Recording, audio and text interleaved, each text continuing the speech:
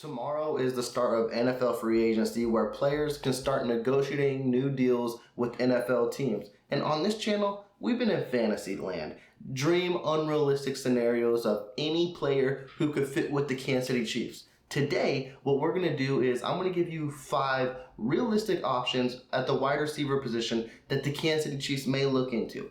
But before we do dive into all of that, please be sure to subscribe to the channel. Like this video, as I'm going to keep you up to date on anything Kansas City Chief related that you do not want to miss out on. And without any further ado, let's have some fun. Now, before we get fully into this video, I want to basically describe how I'm putting this list together. So, I'm going to focus on everything Brett Veach has said after the Super Bowl, and also focus on what the Kansas City Chiefs have done in priors past. Because to be realistic, we may be searching for that dream free agency, living in fantasy land. But the Kansas City Chiefs are never really too heavily active in free agency. They may make 1 or 2 splash moves, and then it's on to the draft. And I don't see any scenario where this free agency is different. So 2 things that I'm focusing on heading into this free agency is Brett Veach, he always loves to focus on youth. Now, there will be older, experienced vets on this guy. It may be a preference to me, but also I think it will be a preference to the team and going forward to where you could draft a wide receiver and that older, experienced vet can help groom them up. That way, you're kind of not hurting the future of this team as well. And then, I'm focusing on what Brett Veach said about Kadarius Toney. Now, let's be realistic. There is not no true number 1 wide receiver in this free agency market. You may be able to trade for one, but in reality, I'm not really believing the Kansas City Chiefs will trade for a guy like DeAndre Hopkins. May I be hopeful for it? Yes, and as you heard on this channel, I would love for it to happen. Right here, we're focusing on reality. So the Kansas City Chiefs have mentioned they want Kadarius Toney to be wide receiver number 1, so that's what we're going to stick with as well. And also, I don't want Chiefs Kingdom to be focused on like, oh man, Kadarius Toney wide receiver 1, that means we don't have a good wide receiver room. That's not the case whatsoever, because even when we had Tyreek Hill as wide receiver number 1, we never had any depth. Here, we could build with another guy or 2 extra guys to where Kadarius Toney is not wide receiver number 1, but everything is not on his shoulders. So, with everything being lined out, let's get into my list. Now, the first guy that I'm putting on this list, and quite frankly, I didn't even think I would be putting him on my list until a couple days ago, and I don't know if it's realistic or unrealistic. That's kind of why I just want to get this out of the way, and I know a lot of Chiefs Kingdom don't want him on this team, specifically at the price point he's asking for, and it's Odell Beckham Jr. Now, again, I wouldn't have put him on the list, but it seems like every time his name comes up, the Kansas City Chiefs are interested, and this is no different. They showed up to his private workout, and it just shows they're still interested. They still want to see what he can bring to a team, and if he is fully healthy and ready to go. And I'm not going to knock Odell. He looked very, very good in his private workout. And I'm not talking about the fancy one-handed catches. We all know Odell Beckham can do that. The thing I was focused on and what I seen is, can he make cuts on that knee? Can he still look explosive? And he did look explosive. But the thing that's getting me with Odell Beckham Jr. is there's been reports coming out last night that he wants to demand still $20 million as a wide receiver. And that's absurd. Like, you coming off 2 big injuries.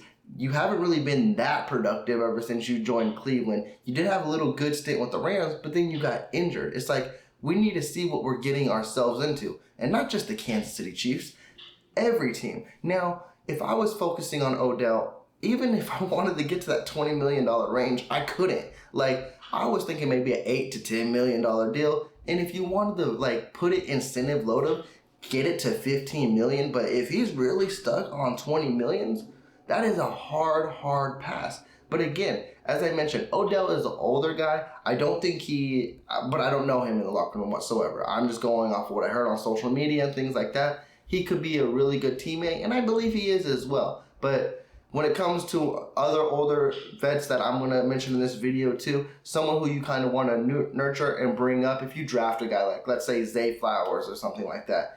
Do you want Zay Flowers behind him, or would you want Zay Flowers in the spotlight?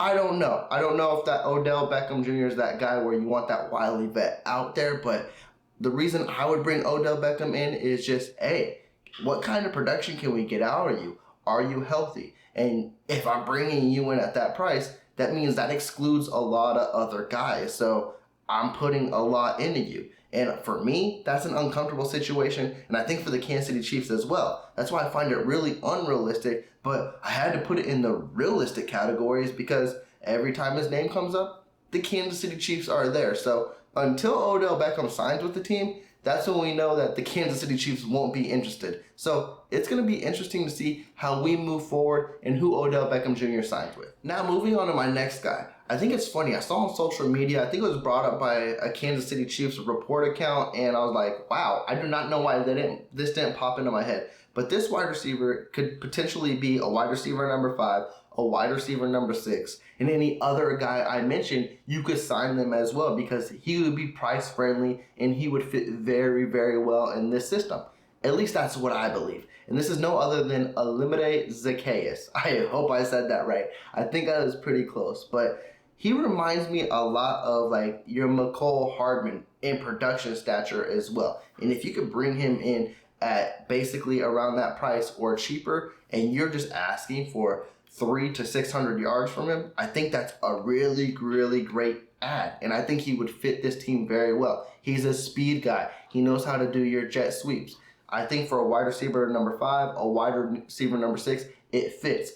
Also, too, you got to look just in the whole team in general with every position group. One thing the Kansas City Chiefs did struggle in last year was special teams and returner. If you're going to focus on Kadarius Toney being your wide receiver number 1, does that mean he's going to continue to take the punt returns? I don't believe so. Like with Isaiah Pacheco, now that he's probably going to be your RB1 full head steam running into 2023, is he your full-time kickoff returner?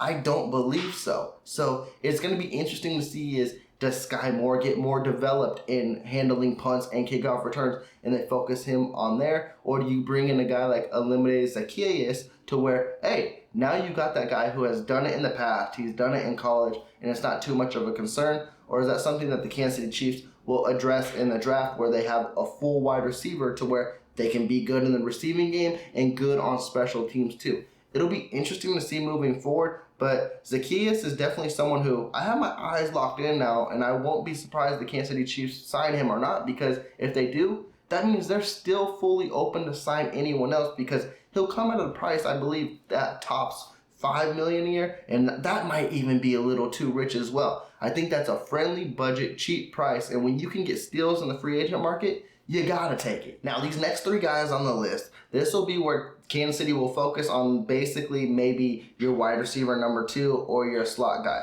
Now, they definitely all have had better careers so far than Kadarius Toney. But since Kadarius Toney is zoned in as wide receiver number 1, these guys will be slotted in at wide receiver number 2. And think about it like this, Chiefs Kingdom. Again, there's not too much pressure on Kadarius Toney. If you sign a guy like Zaccheaus, you have someone like Kadarius Toney, and then you add one of these next 3 guys in the wide receiver number 2 spot, and then you still have Sky Moore and MVS. That's a really, really solid wide receiver group. So to focus in at wide receiver number 2, we're going to jump in with Allen Lazard. Again, this is an inconsistent guy, and we know he has his ups where he looks like, man, he could be really, really great in this league, and he could be a wide receiver number 1, and then he just disappears. But the thing I love about Allen Lazard, 1, he's got the youth. That's something the Kansas City Chiefs look heavily into. He plays all positions on the field, whether it be outside or slot, and he's a big possession body guy. And also, the Kansas City Chiefs have also been rumored to be interested in Allen Lazard. He will have a lot of suitors, but MVS, he's been on his recruiting tour, and if he wants to join his former teammate, that would be great. What we haven't seen a lot in the Patrick Mahomes era is a guy like Allen Lazard. Big stature body guy who can just go up and get the ball. And that would just be another interesting development, interesting facet in this Kansas City wide receiver game. And again, let's just break it down again because I feel like I gotta keep pushing this envelope. You have Kadarius Toney as wide receiver number 1. You have Allen Lazard. You have Sky Moore. You have Zaccheaus. And then you would have MVS. That is a solid wide receiver room that would probably be the best that Patrick Mahomes ever has. So I would just need Chiefs Kingdom to stop focusing on Kadarius Toney being wide receiver number 1 and look at the group in whole too. And also, if you look at Kadarius Toney too, he has all the talent in the world to be a wide receiver number 1. I know, health is the main question. But if he doesn't get hurt, the kid can go off. Now, these next two guys was a toss-up. I believe the Kansas City Chiefs can heavily pursue either one of these guys. Price point's going to be the huge factor. But I feel like this guy is slightly going to miss out. And at number 2, I have Adam Thielen. I would love him as a Kansas City Chiefs. Now, it goes everything against I said with youth. But you got to focus on Adam Thielen on this as well. He still had 700 yards last year. He still had 3 touchdowns. And also, he kind of had a later start in his career as well, to where he started at the age 24, and he didn't really get fully going into the Minnesota Vikings offense until like 3 or 4 years later in the wide receiving game. So those wheels are still turning. He can still be fairly productive in this league. And even though he had a small drop off last year, he showed he could still be a really good, reliable wide receiver number 2. And I think that's what the Kansas City Chiefs are trying to focus on, because for the whole Mahomes era, and even in the Alex Smith era, we have not really had a legit wide receiver number 2. Yes, you could say Kelsey and Hill are basically your 1-2 punch. But just focusing on the wide receiver position in whole, we only had really one legit wide receiver. So now I know the Kansas City Chiefs, that's why they want the depth. They want more reliable targets. That case, we don't end up in something in the AFC Championship game where you're focusing on a Marcus Kemp, a special teams gunner, to make a key play to advance the Super Bowl.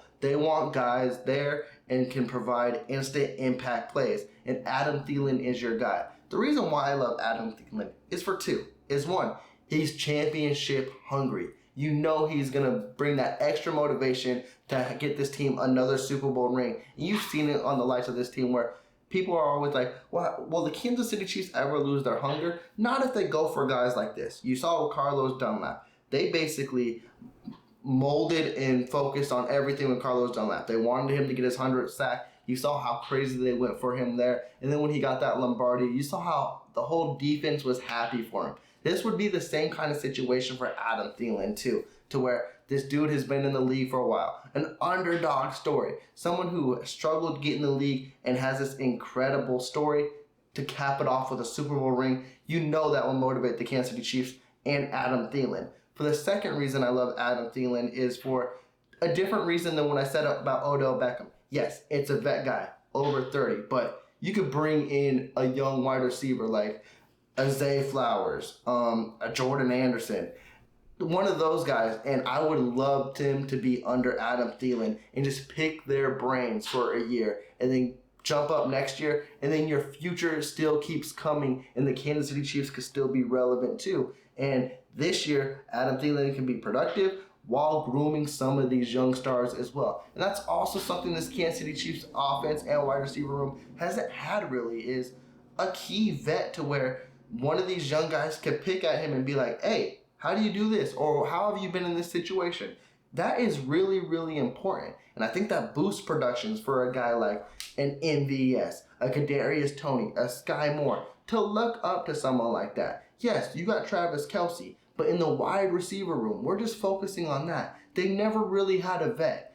That would be a really key component on this offense. And that'd be really why I love Adam Thielen, and why if they don't get this number 1 guy, I believe he would be your next man up. Now, my number 1 guy who I believe the Kansas City Chiefs will zone in on, will focus on, and will potentially try to re-sign. Yeah, I'm sorry, Chiefs Kingdom. This isn't one of those sexy, unrealistic videos. I told you, we're going to keep it as real as possible. And the Kansas City Chiefs will try everything they need to do to bring Juju back onto this team. The key focus on this is, what is Juju going to command once he hits that open market? Again, as we mentioned, Brett Veach never outbids for a player whatsoever. So if Juju is out of that price range, then the Kansas City Chiefs will focus on a guy like Adam Thielen and go full steam ahead. But Juju, I know they want to bring him back. Like I mentioned, price point and also injury concerns as well. Do you want to pay a heavy price for a guy who's been injured the better half of 3 years now? That's a key question that this coaching staff and that Brett Veach are going to have to go through when they try to re-sign Juju. But let's play it no mind that when Juju is on the field, he is very productive for the Kansas City Chiefs. He showed it in the Super Bowl where he was quiet in the first half, but he was a key reason why the Kansas City Chiefs won, where everyone was locked up. but he was not making those big, sexy splash plays, but he was making those 5, 10-yard catches that the Kansas City Chiefs needed to move down the field and get in scoring position. So, and also, you build off of this year with Juju because it takes a while to learn this offense. That is no secret. So another year under his belt, and if you sign him to a 2-3 year extension, he will master this offense, and he might be that 1,000-yard receiver in Kansas City. Shit, he was almost that this year if injuries didn't prevent him from that. Again, key points to focus on is what is his price point. If it's richer than $18 million a year, I don't know if I could take a stab at that. Now, maybe it gets to $18 million with incentives, but if it's just $18 million straight up,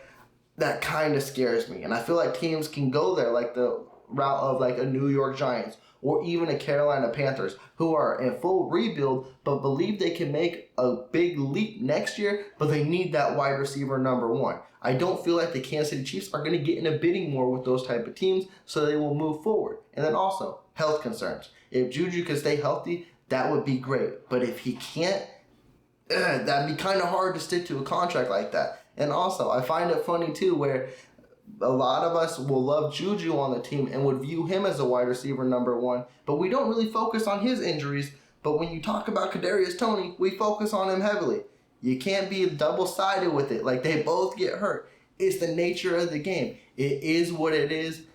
Shit happens. But with that, Chiefs Kingdom, I am closing off this video. You let me know how you feel about my list.